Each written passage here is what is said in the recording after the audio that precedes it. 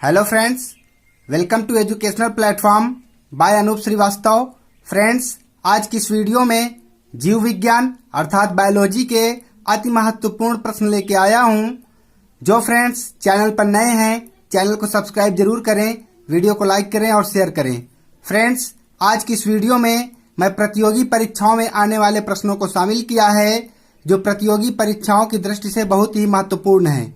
तो शुरू करते हैं दोस्तों आज का ये वीडियो। पहला प्रश्न है, जीव विज्ञान का जनक किसे कहा जाता है? जीव विज्ञान का जनक किसे कहा जाता है? तो जीव विज्ञान का जनक किसे कहा जाता है? अरस्तू को कहा जाता है। किसको कहा जाता है? अरस्तू को कहा जाता है। जीव विज्ञान का जनक किसे कहा जाता है? तो जीव विज्ञान का जनक अरस्तू को कहा जाता है। दूसरा प्रश्न है दोस्तों, पौधों में जल का परिवहन किसके द्वारा होता है? पौधे में जल का परिवहन किसके द्वारा होता है?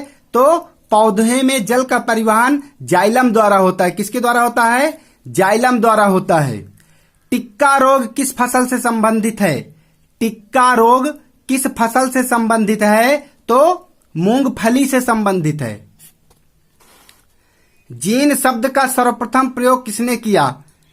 जीन शब्द का सर्वप्रथम प्रयोग किसने किया? तो जोहानसन ने किया। किसने किया? जोहानसन ने। अगला प्रश्न है दोस्तों, कीड़ों के अध्ययन को क्या कहते हैं?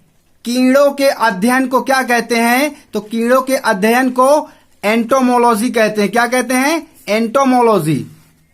प्रथम एंटीबायोटिक की खोज किसने की थी? प्रथम एंटीबायोटिक की खोज किसने की थी? तो प्रथम एंटीबायोटिक की खोज अलेक्जेंडर फ्लेमिंग ने की थी। किसने की थी? अलेक्जेंडर फ्लेमिंग ने। अगला प्रश्न दोस्तों, पेनिसिलिन की खोज किसने की थी? पेनिसिलिन की खोज किसने की थी? तो पेनिसिलिन की खोज किसने की थी? अलेक्जेंडर फ्लेमिंग ने। प्रथम एंटीबायोटिक की खोज और पेनिसिलिन की खोज अलेक्जेंडर फ्लेमिंग ने की थी। अगला प्रश्न है दोस्तों, आनुवंशिकता का नियम के जन्मदाता कौन है? आनुवंशिकता का नियम के जन्मदाता कौन है? तो मेंडल हैं। रेशम का उत्पादन किसके द्वारा होता है? रेशम का उत्पादन किसके द्वारा होता है या किससे होता है? तो रेशम कीट के प्यूपा से। किससे होता है? रेशम कीट के प्यूपा से। अगला प्रश्न दोस्तों, मनुष्य के शरीर में पसलियों के कितने जोड़े होते हैं? मनुष्य के शरीर में पसलियों के कितने जोड़े होते हैं? मनुष्य के शरीर में पसलियों के कितने जोड़े होते हैं? तो 12 जोड़े होते हैं। शरीर की सर्वाधिक प्रबल अस्थि कहाँ होती है? शरीर की सर्वाधिक प्रबल अस्थि कहाँ होती है? तो जबड़े में होती है। जबड़े में। अगला प्रश्न है दोस्तों, शरीर की सबसे छोटी हड्डी का क्या नाम है? तो शरीर की सबसे छोटी हड्डी का नाम स्टेपीज है। शरीर में ऊतकों का निर्माण किसके द्वारा होता है? शरीर में ऊतकों का निर्माण किसके द्वारा होता है? तो प्रोटीन से होता है। किसके द्वारा? प्रोटीन से होता है। सोयाबीन में प्रोटीन का प्रतिशत कितना है? 40%। अगला प्रश्न है दोस्तों, जैव विकास को सर्वप्रथम किसने समझाया? जैव विकास को सर्वप्रथम किसने समझाया? तो लैमार्क ने समझाया। किसने समझाया? लैमार्क ने। चेचक के टीके की खोज सर्वप्रथम किसने की थी? तो एडवर्ड जेनर ने की थी। पुष्पों का अध्ययन क्या कहलाता है? पुष्पों का अध्ययन क्या कहलाता है? तो एंथोलॉजी कहलाता है। क्या कहता है? एंथोलॉजी। गुणसूत्र शब्द किसने प्रदान किया था? गुणसूत्र शब्द किसने प्रदान किया था? तो वाल्डेयर ने प्रदान किया था। किसने? वाल्डेयर ने। तारपीन का तेल किस पौधे से प्राप्त होता है? तारपीन का तेल किस पौधे से प्राप्त किया जाता है? तो चीड़ से। चीड़ के पौधे से या चीड़ के पेड़ से। पपीते में पीले रंग का क्या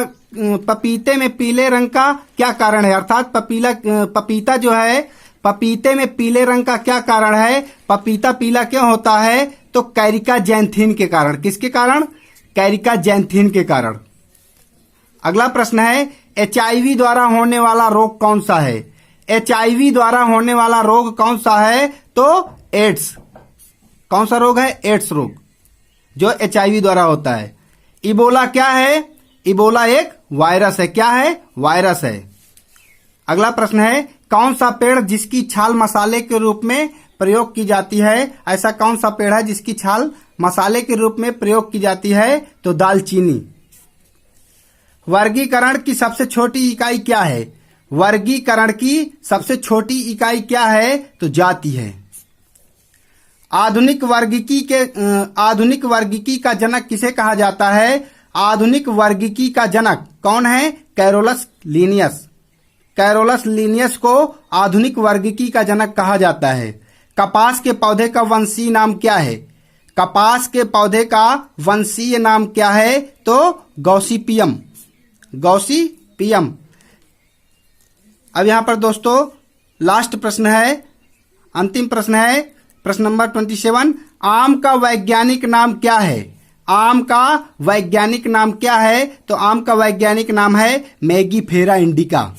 तो दोस्तों आज का ये वीडियो आपको कैसा लगा कमेंट बॉक्स में जरूर बताएं दोस्तों। धन्यवाद दोस्तों।